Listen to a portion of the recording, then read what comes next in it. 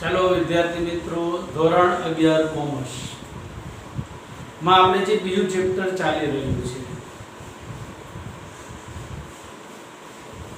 જેની અંદર સૌથી અગત્યનો ભાગ છે ખાતાના પ્રકારો. લાસ્ટ લેક્ચરની અંદર આપણે જોયું કે આર્થિક વ્યવહારો, બિનઆર્થિક વ્યવહારો પ્લસ રોકડ વ્યવહારો અને ઉધાર વ્યવહાર એટલે કે શાખના વ્યવહારો વિશે આપણે ચર્ચા કરેલી અને એની પ્રેક્ટિસ પણ તમને કરાવેલી છે. હવે જે સૌથી મહત્વનો ભાગ છે આ ચેપ્ટરનો એ છે ખાતાના પ્રકારો. હવે ખાતું અને ઇંગ્લિશમાં આપણે કહીએ એકાઉન્ટ, ટાઈપ્સ ઓફ અકાઉન્ટ. ઇંગ્લિશમાં શું કહેશે?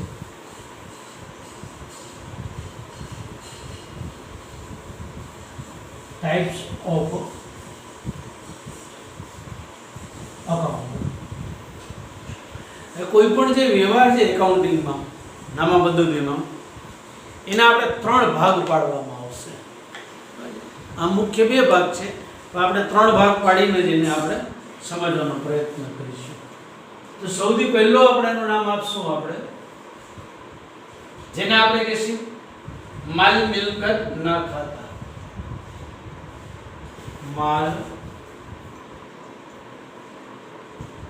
મિલકત ના ખાતા.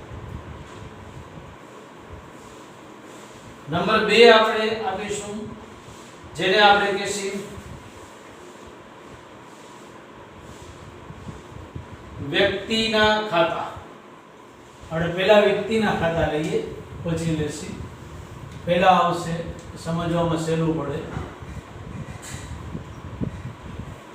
વ્યક્તિના ખાતા. નંબર 2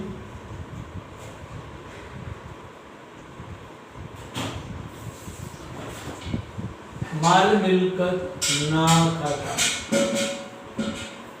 અને નંબર 3 આપણે આપીશું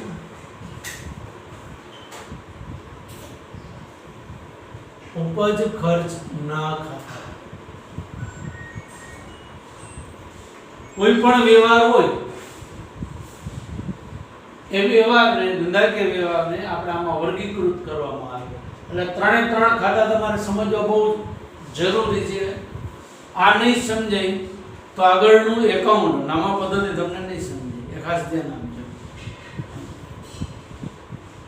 તમને ખબર છે ગણિત શીખવું હોય તો અવયવ આવડવા જરૂરી છે. અવયવ તમને ન આવડે અને પાયાનું ગણિત ન આવડે તો તમે કોઈથી ગણિત ન શીખી શકો. એવી રીતે નામા પદ્ધતિ તમારે શીખવી હોય તો આજે 3 ખાતાના પ્રકારો જે તમને આવડવા જ જોઈએ. એટલે વારંવાર આ વિડીયો સાંભળજો અને વારંવાર સમજવાનો પ્રયત્ન કરજો. સૌથી પહેલા હું તમને સમજાવીશ કે વ્યક્તિના ખાતા, પછી આપણે સમજશું માલ મિલકત અને પછી સમજશું ઉપજ ખર્ચના ખાતા. તો સૌથી પહેલા આપણે લેશું નંબર 1,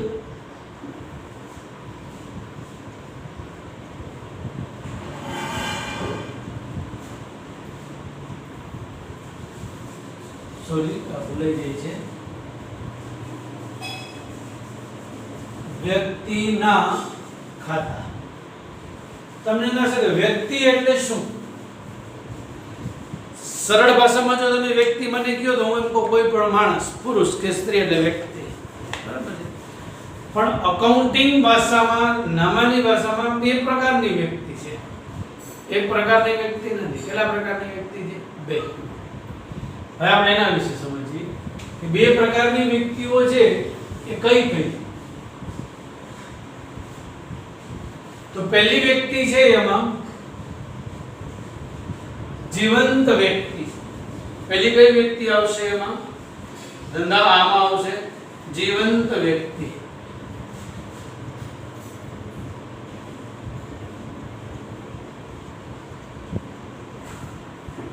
જીવંત વ્યક્તિ એટલે કોઈ પણ નામ, કોઈ પણ પુરુષ કે સ્ત્રીનું નામ જ્યારે આવે એને બધાને જીવંત કહેવાય. દાખલા તરીકે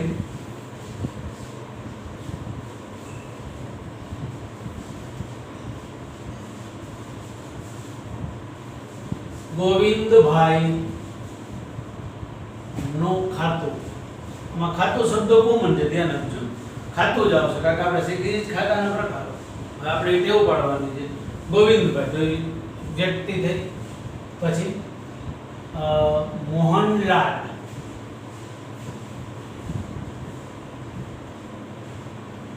નું ખાતું, એ વ્યક્તિ થઈ, બરાબર છે. પછી રાધાબેન નું ખાતું, તો એ પણ શું થાય? વ્યક્તિ. તો આ બધી કઈ વ્યક્તિ કહેવાય? જીવંત વ્યક્તિઓ છે. મેં તમને પહેલા જ કીધું કે વ્યક્તિના ખાતામાં બે આવશે, બીજું કોણ આવશે એ જુઓ, જેને આપણે ઇંગ્લિશમાં આર્ટિફિશિયલ કહીએ અને ગુજરાતીમાં આપણે કહીએ છીએ કૃત્રિમ ખાતા. કેવા ખાતા આવશે? કૃત્રિમ. બરાબર છે.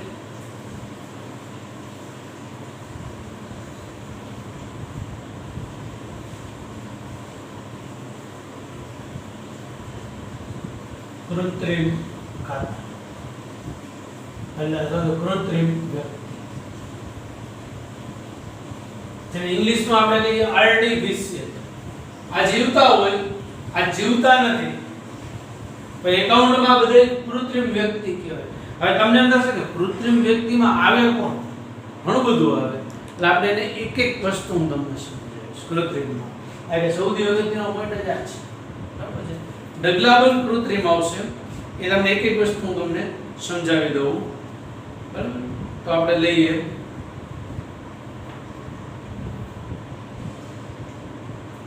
કૃત્રિમ વ્યક્તિમાં આપણે આટલા લેશી. કોઈ પણ શાળાનું નામ,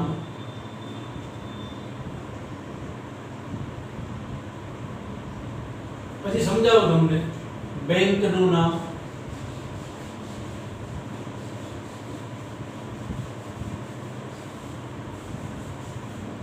દુકાનનું નામ,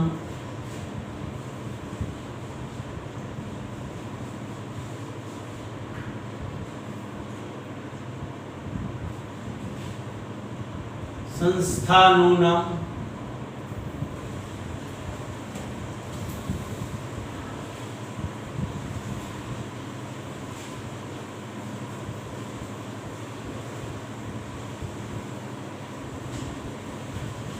પેઢીનું નામ,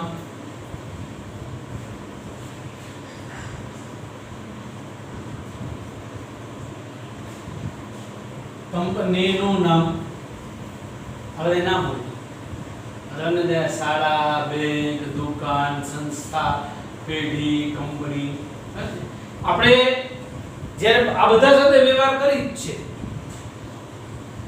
આપણે ધંધાકીય વ્યવહાર આ બધા સાથે તમે કરો છો. આપણે એક એક ઉદાહરણ આપીએ. દાખલા તરીકે તમે સ્કૂલમાં જે તમે ડીસીસી સ્કૂલમાં એડમિશન લીધું, બરાબર? તો ડીસીસી સ્કૂલ, બરાબર છે, ડીસીસી વિવિધ લક્ષી હાઈસ્કૂલ, તમે 800 રૂપિયા ભર્યા, તમને એને પહોંચાઈ ગઈ. પહોંચ ઉપર નામ કેવું લખેલું? સ્કૂલનું નામ લખેલું છે ને. તો ડીસીસી સ્કૂલ જીવતી જાગતી વસ્તુ નથી, જીવતી જાગતી વ્યક્તિ નથી, એટલે જીવંત વ્યક્તિ નથી. કાયદા દ્વારા સ્થાપિત થયેલી વ્યક્તિ છે. કૃત્રિમ એટલે શું? કૃત્રિમ જો હોય ને, અને ભારતના કાનૂન મુજબ, દેશના કાયદા મુજબ એની સ્થાપના થયેલી હોય છે અને સરકાર દ્વારા માન્યતા પ્રાપ્ત હોય છે. બરાબર છે. સરકાર દ્વારા ગવર્નમેન્ટ હેઝ એપ્રુવલ, ગવર્નમેન્ટ એને માન્યતા આપેલી હોય છે. જેમ કે શાળાનું નામ, તો આપણે ઉદાહરણ આપીએ અહીંયા. પહેલું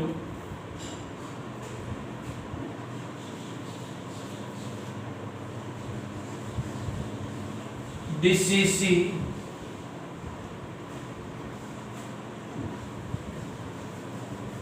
હાઈસ્કૂલ જામનગર, બરાબર?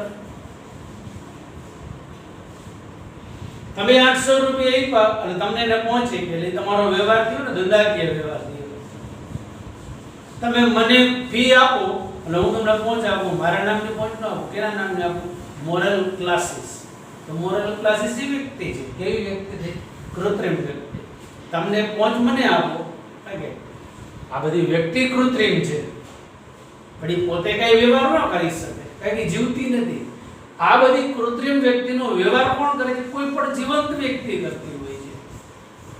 ડીસીસી સ્કૂલ એના ટ્રસ્ટી મંડળનો વ્યવહાર કરતા હો, પ્રિન્સિપાલ વ્યવહાર કરતા હો, બરાબર. તમે ક્લર્કને પૈસા આપ્યા, પણ ક્લર્કે તમને જે પહોંચે એના નામની આપી, પ્રિન્સિપાલ એના નામની, કોના નામની આપી? ડીસીસી હાઈસ્કૂલ જામનગરના નામની.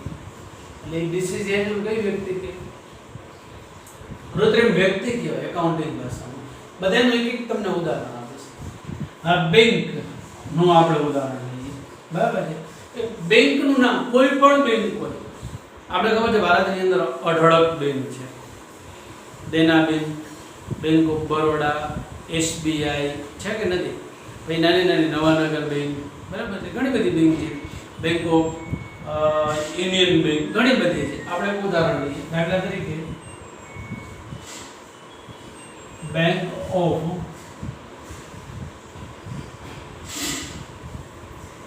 ઇન્ડિયા, એ શેનું નામ છે? બીજી બેંકનું નામ લખો.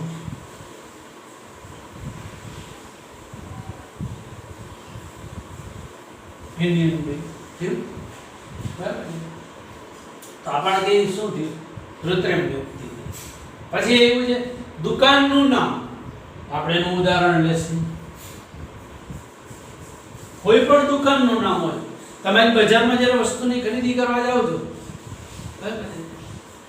દાખલા તરીકે તમે વિદ્યાભવનમાં ગયા, સ્ટેશનરી લીધી, તમે કહો બિલ આપો, તમને બિલ આપે. બિલની ઉપર શું લખેલું હોય?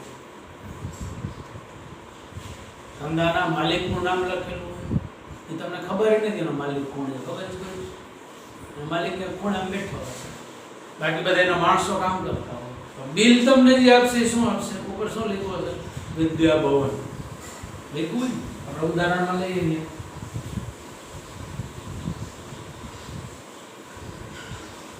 બરાબર. તમે ફરસાણની દુકાને ગયા, મીઠાઈની દુકાને ગયા, તમને માની લો કે પેંડા લેવા છે, 10મું પાસ થઈ ગયા, ચાલુ છે ને ભાઈ, 10મું પાસ થઈ ગયા, તમને થાય કે આપણે દિલીપ સાહેબ ને દીપક સાહેબ ને પેડા ખવડાવવા છે, તમે પટેલ પેંડાવાળા પાસે ગયા, ભાઈ અડધો કિલો બે પેડા દે, પેકેટ દે, અને બિલ આપ. બિલ ઉપર શું લખ્યું હશે?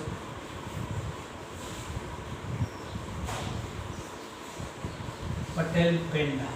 દુકાનનું નામ શું છે? પટેલ પેંડા છે ને. આ બધા શું છે? દુકાનના નામ.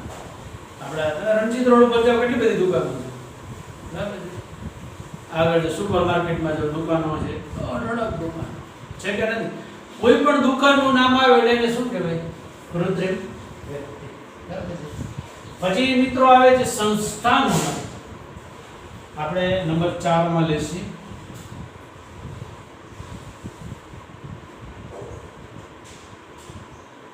ને અહીંયા લખી દઈએ છે ભૂલથી, કઈ વાંધો નહીં, સમજાવવામાં સહેલું પડશે કે સંસ્થા એટલે શું. જેને ઇંગ્લિશમાં આપણે ઇન્સ્ટિટ્યૂટ કહીએ. સંસ્થાને શું કહેવાય? ઇન્સ્ટિટ્યૂટ. જેમ કે મોરલ ક્લાસીસ છે ને, એ ક્લાસીસ શબ્દ લખ્યો છે, ખરેખર એ ઇન્સ્ટિટ્યૂટ કહેવાય, બરાબર છે. પછી ઘણી બધી ક્લબ સંસ્થામાં કોણ આવે? ક્લબ આવે. જેમ કે અમદાવાદમાં છે કર્ણાવતી ક્લબ, રાજપથ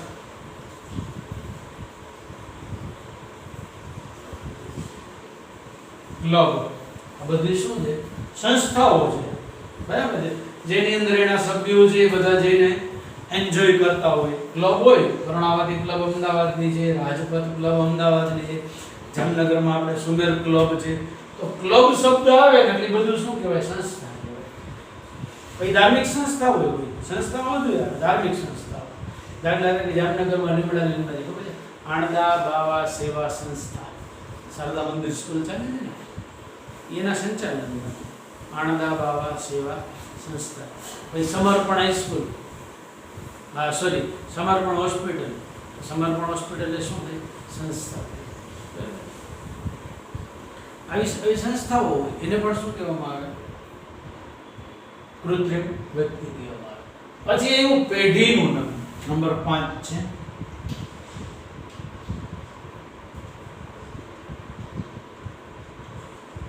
પેલે પેઢી એટલે શું તમને ખબર છે? પેઢીમાં છે ને જનરલી ઘણી પેઢી એવી હોય છે કે જેનો માલિક એક જ હોય એને પણ પેઢી જ કહેવાય. પેઢી એટલે વન ટાઈપ શોપ, દુકાન. સામાન્ય રીતે પેઢી એટલે શું ખબર, ઇંગ્લિશમાં આપણે ફર્મ કહીએ. ઇંગ્લિશમાં શું કહીએ? પેઢીને ફર્મ. જ્યારે બે કરતા વધુ ભેગા મળીને બિઝનેસ કરતા હોય, ધંધો કરતા હોય, એને પેઢી કહેવાય. બરાબર. દુકાનની ઉપર જ્યારે મેસર્સ શબ્દ લખેલો હોય ને, શું મેસર્સ દુકાન ઉપર, ત્યાં તમે સમજી લેવાનું પેઢી. એટલે પેઢી એટલે આમ એક પ્રકારની દુકાન જ છે. દુકાન હોય અથવા કારખાનું હોય, જેમ ઇંગ્લિશમાં આપણે શું કહેશે, ફેક્ટરી કહેશે, કારખાનું. બરાબર છે. આ બધું એમાં સમાવેશ થશે પેઢીમાં. ત્યાર પછી આપણે આવે છે કંપનીનું નામ અને છેલ્લું.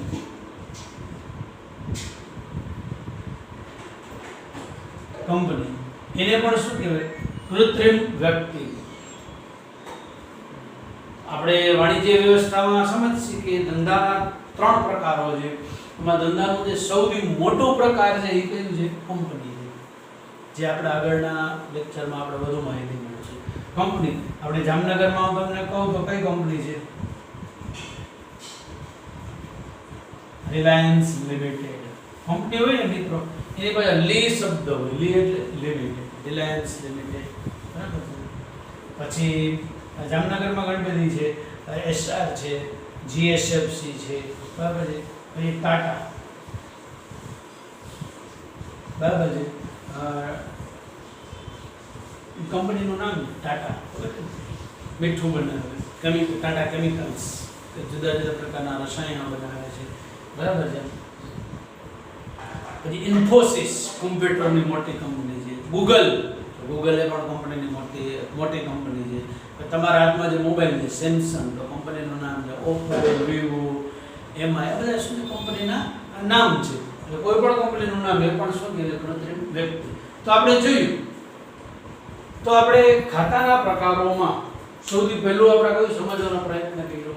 ખાતાના પ્રકાર, જેમાં 2, જીવંત અને કૃત્રિમ વ્યક્તિ. બરાબર છે. બરાબર. હવે આપણે તેનો ફોટો પાડી લઈ અને તમારે પાકા ચોપડામાં જે બોર્ડ ઉપર લખેલું છે, જેવી રીતે લખેલું છે એ રીતે જ લખવાનું રહેશે.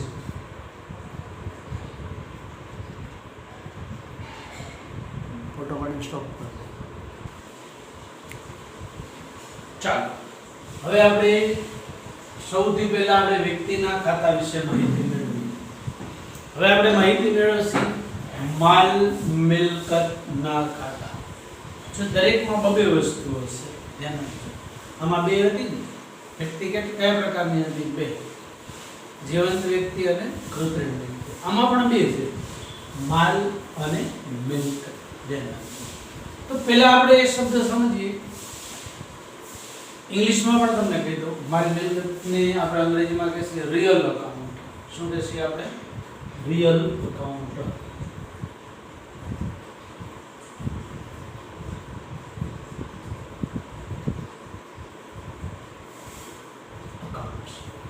આ 2 વસ્તુઓ આવશે. સૌથી પહેલા માલ, બીજું મિલકત. આપણે એક વસ્તુ સમજીએ. માલ, તમને લાગે કે માલ એટલે શું? જેને ઇંગ્લિશમાં આપણે શું કહીએ? ગુડ્સ. ઇંગ્લિશમાં શું કહીએ આપણે? ગુડ્સ. જો માલની અંદર બધું આવે. તમે જે વસ્તુનો વેપાર કરતા હો, એટલે જે વસ્તુની ખરીદી કરો અને પછી એને વેચાણ કરો, એને શું કહેવાય? માલ કહેવાય. આપણે તમને ખબર હોય તો એટલે પારિભાષિક શબ્દો સમજાવ્યા હતા ને, એમાં કીધું હતું, કદાચ તમે ભૂલી ગયા હો તો ફરીથી સમજાવો. પહેલા તો માલ એટલે શું? તો આપણે એની વ્યાખ્યા, માલ એટલે જે વસ્તુની ખરીદી અને વેચાણ થતું હોય. જે વસ્તુની શું થતી હોય? ખરીદી અને વેચાણ, એને માલ કહેવાય. શાકભાજીનો વેપારી શાકભાજી લઈ આવે, રેકડીમાં વેચવા જાય, એટલે પહેલા શું કર્યું હોય?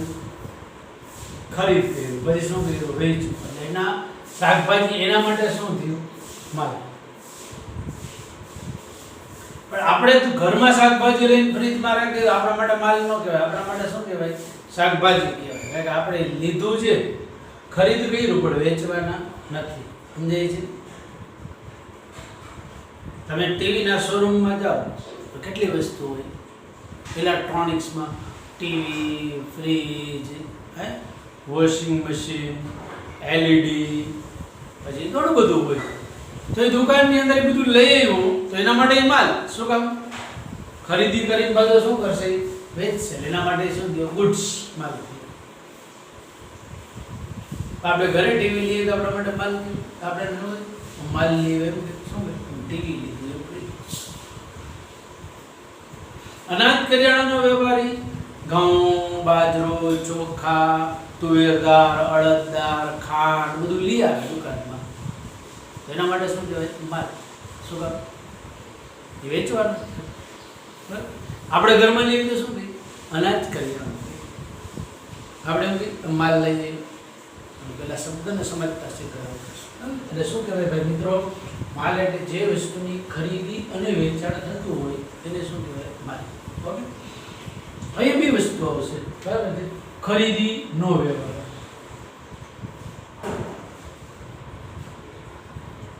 ખરીદી એને કયો નિયમ લાગુ પડશે? માલ મિલકતનો નિયમ લાગુ. ખરીદી પછી વેચાણ, ખરીદ પરત,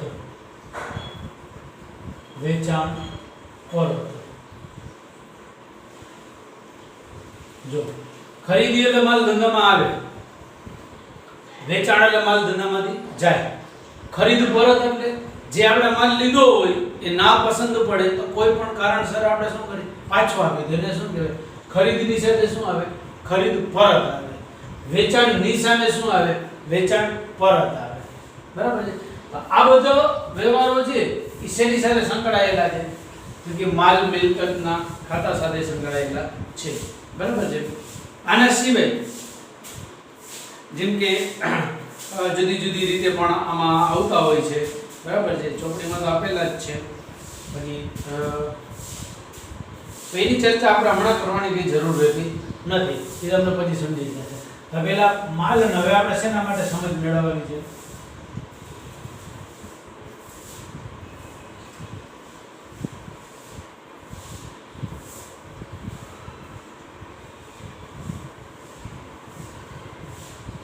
મિલકત. તો મિલકત ને આપણે અંગ્રેજીમાં શું કહી હતી? અસેટ્સ કહી હતી. શું કહી હતી આપણે? અસેટ્સ. તમને અંગ્રેજીમાં તો હું સમજાવી છે ભેગું ત્યાં. મિલકત ને અંગ્રેજીમાં શું કહે? અસેટ્સ. માલ ને ઇંગ્લિશમાં શું કહે? ગુડ્સ કહેવાય. બરાબર છે? મિલકત નું તમને યાદ હશે કે આપણે જે પેમ્પલેટ તમને આપેલું છે અને સમજાવેલું પણ છે, ટોટલ 50 શબ્દો. એમાં અમુક શબ્દો સમજાવવાના બાકી છે.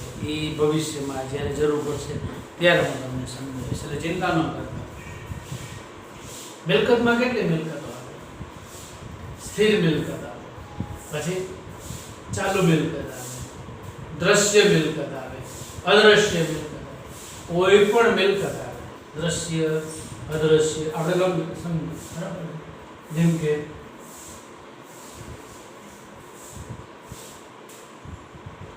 સ્થિર મિલકત. સ્થિર મિલકત ને આપણે ઇંગ્લિશમાં શું કહેશે? Fixed assets. સ્થિર મિલકત, ફિક્સ. સ્થિર એટલે કેવી કે ધંધામાં એક વખત તમે રોકો પછી એને પાછી ઉપાડી શકતા નથી, તમારા ધંધામાં રાખવી જ પડે. દાખલા તરીકે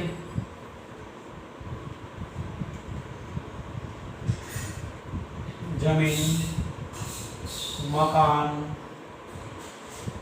યંત્રો, વાહનો વગેરે. બરાબર છે? પછી બીજું આવે છે ચાલુ મિલકતો, જેને આપણે કહેશે કરંટ અસેટ્સ. ઇંગ્લિશમાં કરંટ અસેટ. ચાલુ મિલકતો એટલે કે જેની કિંમત સતત વધઘટ થતી હોય. જેમ કે રોકડ, શિલ્લક. તમારા ખિસ્સામાં રોકડા પૈસા હોય, ધંધામાં રોકડા પૈસા હોય, એ સ્થિર રહે. દુકાન ખોલો ત્યારે તો દુકાનમાં ખીચામાં માની લો કે 5000 છે, તમે માલ વેચો અને 2000, તો 2000 આવ્યા એટલે 5 વાળા આવે કેટલા થઈ ગયા? 7 થઈ ગયા. વળી ગ્રાહક આવ્યો, માલ વેચાણો, વળી 3 આવ્યા, 7 હતા, હવે કેટલા થયા? 10 થયા. રોકડ શિલ્લક શું થઈ? વધી. વળી તમે એમાંથી બીજો તમે માલની ખરીદી કરી તો માલ પાસે ચૂકવવાય પડે. રોકડ શિલ્લક છે, બેંક શિલ્લક છે. બરાબર. આ બધી ચાલુ મિલકતો છે. આ મિલકતોની કિંમત હંમેશા માટે શું હોય? વધઘટ થાય જ. બેંકમાં પૈસા ભરો એટલે બેંક બેલેન્સ વધે, ઉપાડો બેંક બેલેન્સ ઘટે. બરાબર છે. પછી સ્ટોક આપણે સમજાયું, યાદ કરો.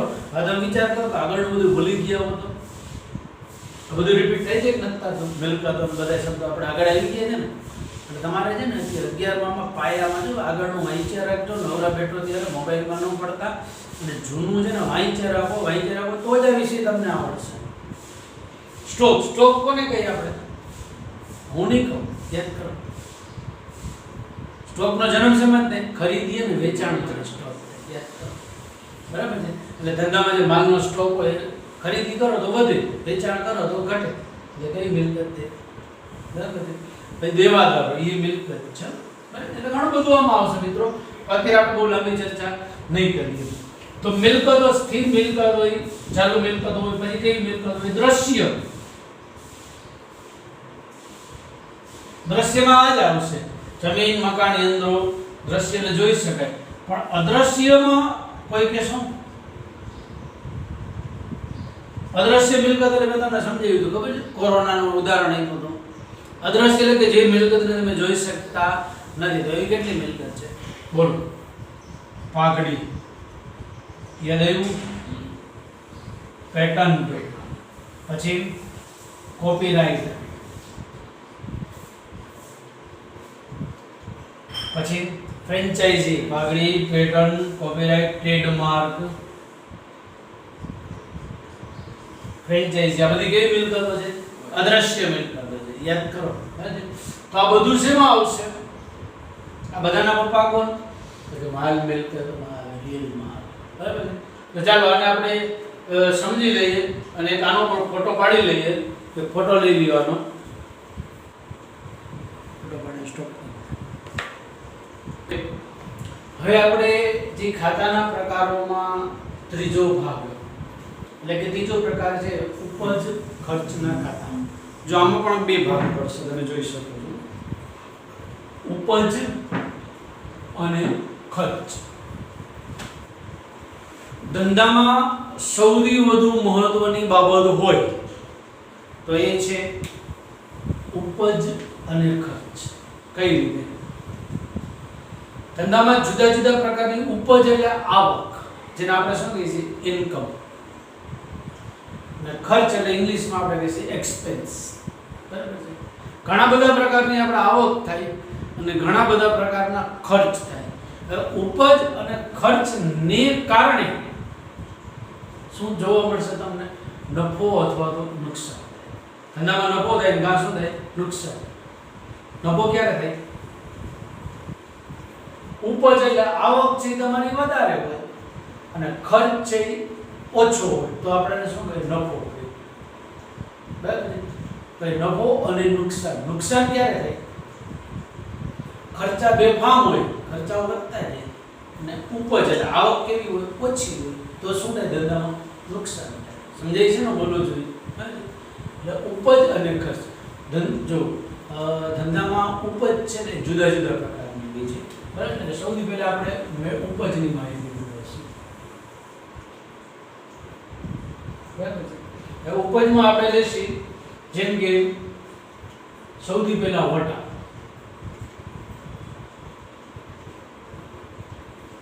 બરાબર. તમે વેપારી હો તો તમને શું મળે?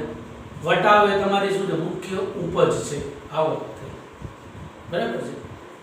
અને પહેલા તમને મેં વેપારી વટાવ અને રોકડ વટાવ તમને સમજાવ્યું. દુકાનવાળો જ્યારે કોઈ પણ વસ્તુ વેચતો હોય છે ત્યારે જે ભાવે લીધી હોય છે એ ભાવે વેચે છે.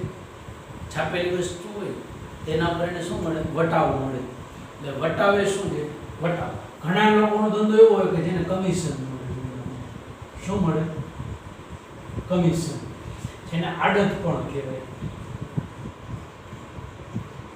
કમિશન અથવા તો બીજું નામ શું છે? આડત. ધ્યાન આપજો, નવા નવા શબ્દો આવશે. Commission agent. તમે ગ્રેન્ડ માર્કેટમાં જાઓ તો ઉપર લખેલું હોય દુકાન ઉપર, શું લખ્યું? Commission agent. તો કમિશન એજન્ટનું કામ શું છે? એ માલની ખરીદી કરતો જ નથી. એ તમને શું કરે? તમે વાંચીને એમ કહો કે મારે ખેતરમાં આ વખતે 200 મણ ઘઉં થયા છે, તમે ખેડૂત છો, 200 મણ ઘઉં તમારે વેચવાય, તમને શું કરશે? તમને ગ્રાહક ગોતી દેશે. તમારે ઘઉં એને વેચી નાખવાના, પેમેન્ટ તમારે કમિશન એજન્ટ પાસેથી લેવાનું, વચમાં એનું 2% 3% કમિશન એની આવક. બરાબર છે.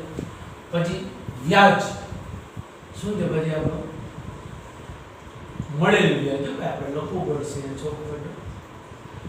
મળેલું વ્યાજ. જો કે તમે સમજી જશો, આ બધાને એમ જ હોય. મળેલ વટાવ, મળેલ કમિશન, મળેલ વ્યાજ. મળેલ એટલે રિસીવ્ડ, તો જ આપણા માટે ઉપજ થાય. મળેલ વ્યાજ, બેંકમાંથી વ્યાજ મળે. કોઈને લોન આપણે આપી હોય, એટલે કે ઉછીના નાણાં આપ્યા હોય, એના ઉપર આપણે વ્યાજ મળે. તો બધી આપણી આવક છે. બરાબર છે. પછી ડિવિડન્ડ. ડિવિડન્ડ આપણા માટે શું છે?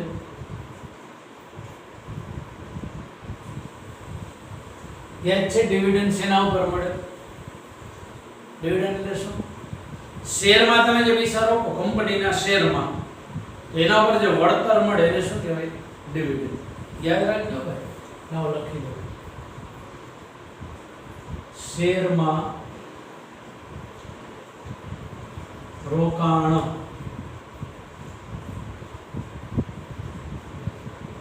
પરનું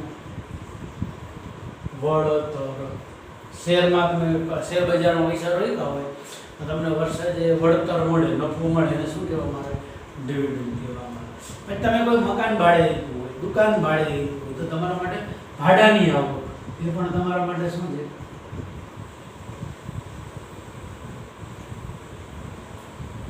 ઉપજ થઈ.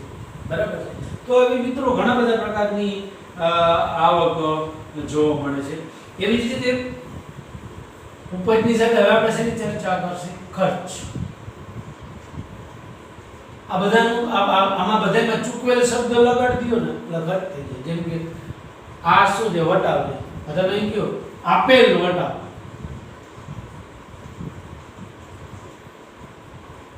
તો આપણા માટે જો વટાવ મળે તો આપણા માટે ઉપજ. આપણે કોઈને વટાવ આપી તો આપણા માટે શું છે? ખર્ચ. આ ખાલી કમિશન છે. ભાગ કહેવામાં આવે આપેલ કમિશન તો આપણા માટે, અથવા તો ચૂકવેલ કમિશન. બરાબર, એમ લખતા જાવ તમે. ચૂકવેલ કમિશન. મળેલ વ્યાજ છે એની બદલે શું તમે લખો?